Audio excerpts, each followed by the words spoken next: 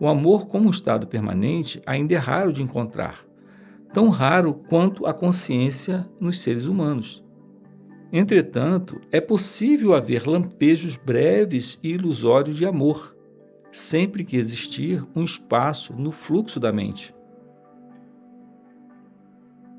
O lado negativo de um relacionamento é mais facilmente reconhecido como um defeito ou anormalidade do que o positivo.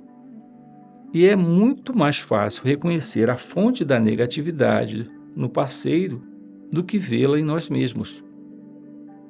Ela pode se manifestar de várias formas, tais como possessividade, ciúme, controle, ressentimento, insensibilidade e egocentrismo, cobranças emocionais e manipulação, raiva e violência física, necessidade de ter sempre razão, de discutir, criticar, julgar, culpar, agredir, irritar ou se vingar inconscientemente de um sofrimento do passado imposto por um dos pais. Pelo lado positivo, há uma paixão pela outra pessoa. No primeiro momento, esse é um estado altamente gratificante. Sentimos que estamos intensamente vivos. Nossa existência passa a ter um significado porque, de repente, alguém precisa de nós, nos deseja e nos faz sentir especiais. Além disso, provocamos as mesmas sensações no outro, o que faz com que os dois se sintam completos. O sentimento pode se tornar tão intenso que o resto do mundo perde o significado. Você deve ter percebido que existe uma certa dependência nessa intensidade. Ficamos viciados na outra pessoa, que age sobre nós como uma droga. Quando a droga está disponível, nos sentimos muito bem. Mas a possibilidade, ainda que remota, de que ela não esteja mais ali, disponível para nós, pode levar ao ciúme, à possessividade, a tentativas de manipulação através de chantagem emocional, culpa ou acusações, o que, no fundo, é o medo da perda.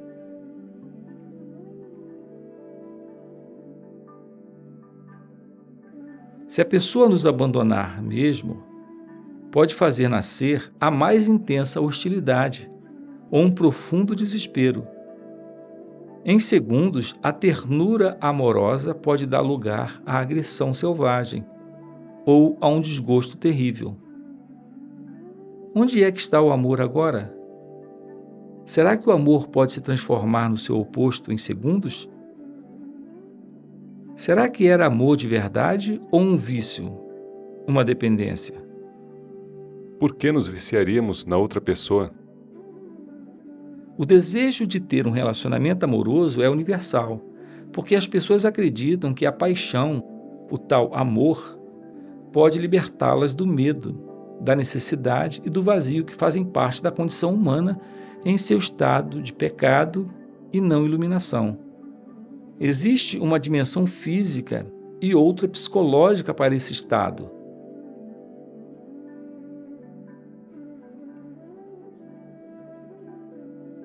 No nível físico, é óbvio que não somos um todo, nem jamais seremos. Cada um de nós é homem ou mulher, o que equivale a dizer uma metade de um todo.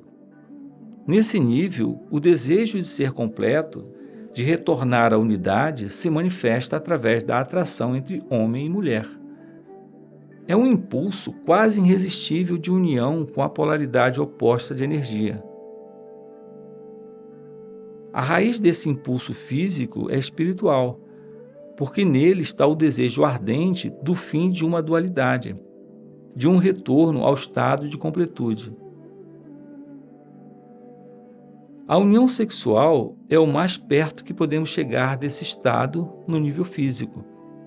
Essa é a razão pela qual ela é a experiência mais satisfatória que o reino físico pode nos oferecer. Mas a união sexual não passa de um lampejo breve de plenitude, um instante abençoado. Enquanto ela for inconscientemente vista como meio de salvação, você a verá como o fim da dualidade no nível da forma, um lugar onde ela não pode ser encontrada. Você teve um lampejo do paraíso, mas não pode ficar ali, e se percebe, de novo, em um corpo separado. No nível psicológico, a sensação de falta, de não estar completo, é até maior do que no nível físico. Enquanto houver uma identificação com a mente, o sentido do eu interior é dado pelas coisas externas. Isso significa que você extrai o sentido de quem você é de coisas que não têm nada a ver com quem você realmente é, como o seu papel na sociedade, suas propriedades, sua aparência externa, seus sucessos e fracassos, seus sistemas de crenças, etc.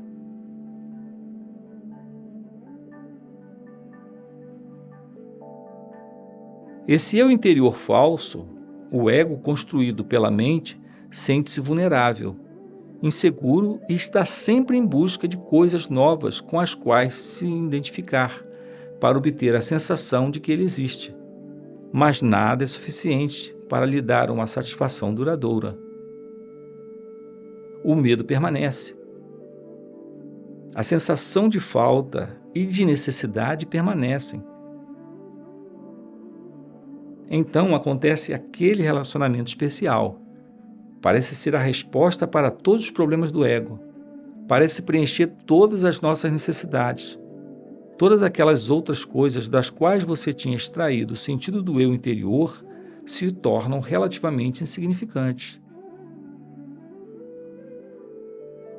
Você agora tem um ponto focal que substitui todos os outros, que dá sentido à sua vida e até define a sua identidade, a pessoa por quem você se apaixonou.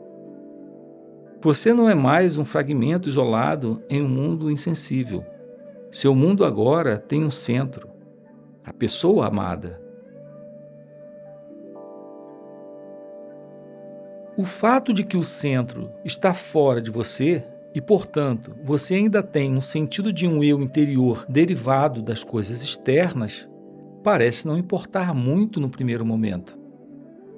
O que importa é que aquelas sensações de medo, falta, vazio, insatisfação não estão mais presentes. Ou será que estão? Será que elas desapareceram ou continuam a existir por baixo da aparente felicidade?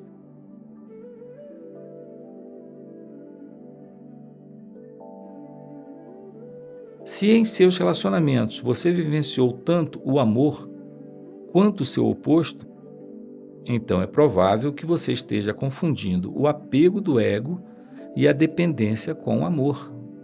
Não se pode amar alguém em um momento e atacar essa pessoa no momento seguinte.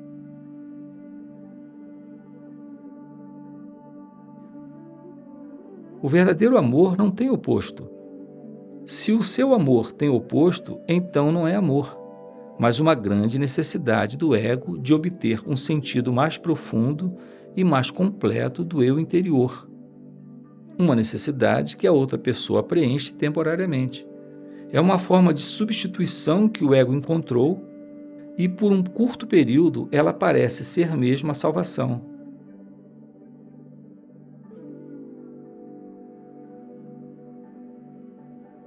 Chega então um momento em que o outro passa a se comportar de um modo que deixa de preencher as nossas necessidades, ou melhor, as necessidades do nosso ego.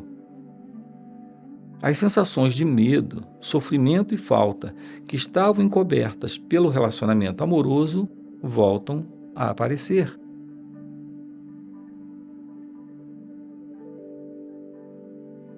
Como acontece com qualquer vício, ficamos muito bem enquanto a droga está disponível, mas chega um momento em que a droga não funciona mais. Quando essas dolorosas sensações de medo reaparecem, nós as sentimos mais fortes do que antes e passamos a ver o outro como a causa de todas essas sensações. Isso significa que estamos projetando no outro essas sensações. Por isso, nós o agredimos com toda a violência que é parte do nosso sofrimento. Essa agressão pode despertar o sofrimento do outro, que é induzido a contra-atacar. Nesse ponto, o ego ainda está inconscientemente esperando que a agressão ou a tentativa de manipulação seja suficiente para levar o outro a mudar o comportamento, de forma que possa usá-lo de novo para encobrir seu sofrimento. Todo vício surge de uma recusa inconsciente de encararmos nossos próprios sofrimentos. Todo vício começa no sofrimento e termina nele. Qualquer que seja o vício, álcool, comida, drogas legais ou ilegais, ou mesmo uma pessoa, ele é um meio que usamos para encobrir o sofrimento.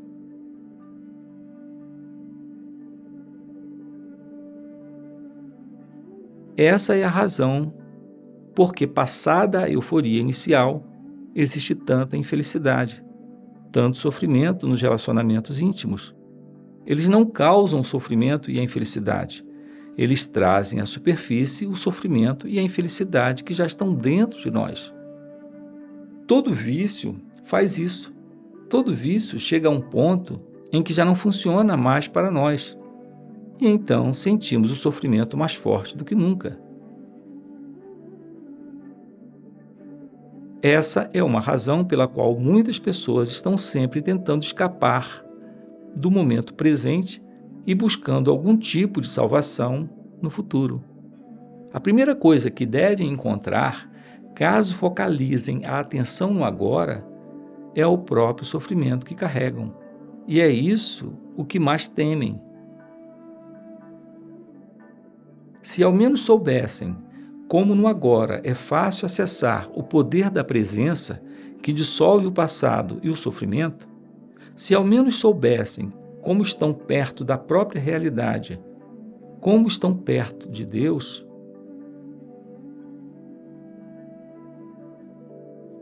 evitar se relacionar como uma tentativa de evitar o sofrimento também não é a resposta.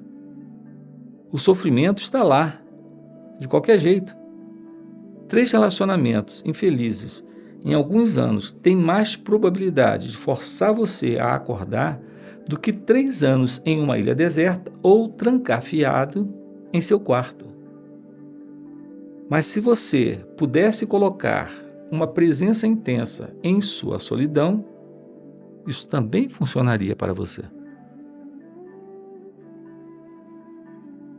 Podemos transformar um relacionamento viciado em um relacionamento verdadeiro?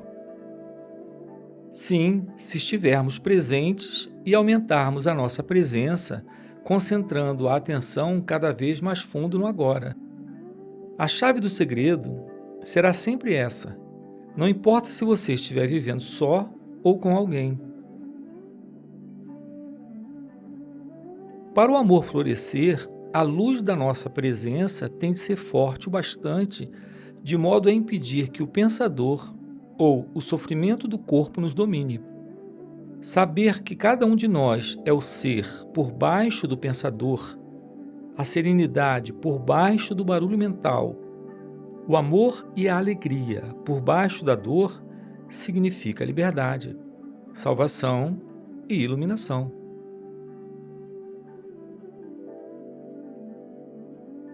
Por fim, a identificação com o sofrimento do corpo é trazer a presença para o sofrimento e assim transformá-lo. Por fim, a identificação com o pensamento é ser o observador silencioso dos próprios pensamentos e atitudes, em especial dos padrões repetitivos gerados pela mente e dos papéis desempenhados pelo ego. Se paramos de injetar autossuficiência na mente, ela perde sua qualidade compulsiva, que é o impulso para julgar, e desse modo criar uma resistência ao que é, dando origem a conflitos, tragédias e novos sofrimentos. Na verdade, no momento em que paramos de julgar, no instante em que aceitamos aquilo que é, nos livramos da mente e abrimos espaço para o amor, para a alegria e para a paz. Em primeiro lugar, paramos de nos julgar, depois paramos de julgar o outro. O grande elemento catalisador para mudarmos um relacionamento é a completa aceitação do outro do jeito que ele é, sem querermos julgar ou modificar nada. Isso nos leva imediatamente para além do ego. Nesse momento, todos os jogos mentais e toda a dependência viciada deixam de existir. Não existe mais vítima nem agressor, acusador nem acusado. Esse é também o fim da dependência, de uma atração pelo padrão inconsciente do outro. Você então ou vai se afastar com amor, ou penetrar cada vez mais fundo no agora junto com o outro. É simples assim.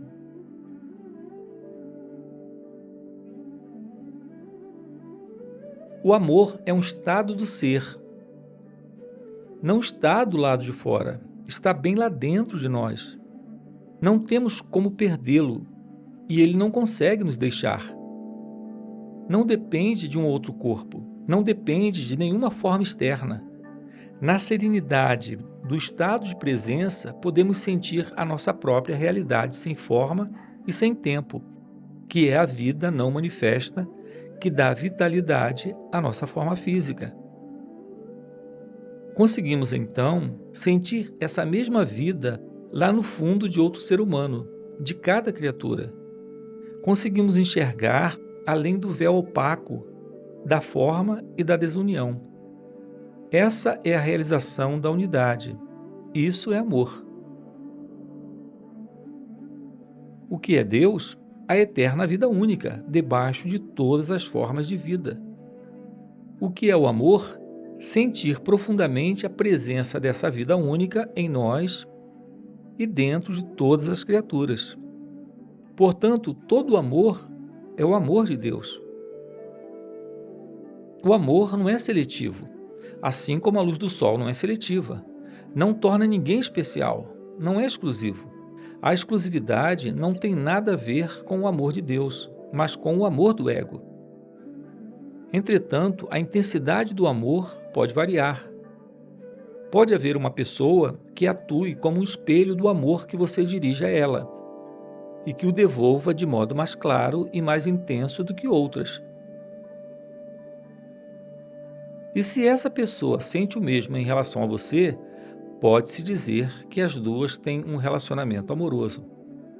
O vínculo que liga as duas pessoas é o mesmo vínculo que nos liga à pessoa sentada ao nosso lado no ônibus, ou a um pássaro, a uma árvore, a uma flor.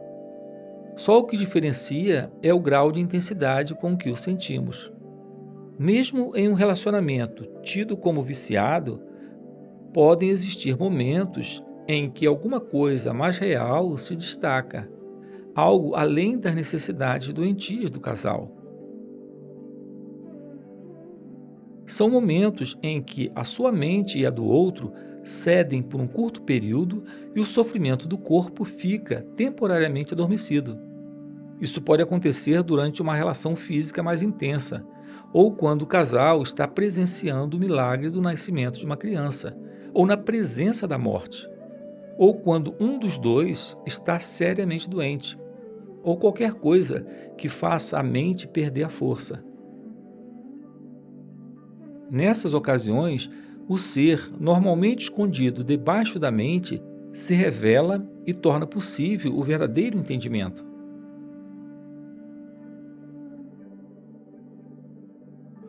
O verdadeiro entendimento é uma comunhão, a realização da unidade, que é o amor. Normalmente, esse entendimento desaparece rapidamente. Então, logo a mente e a identificação da mente reaparecem, deixamos de ser quem somos e voltamos a brincar e a representar para satisfazer as necessidades do ego. Voltamos de novo a ser uma mente humana, fingindo ser um ser humano, interagindo com outra mente, representando um drama chamado amor.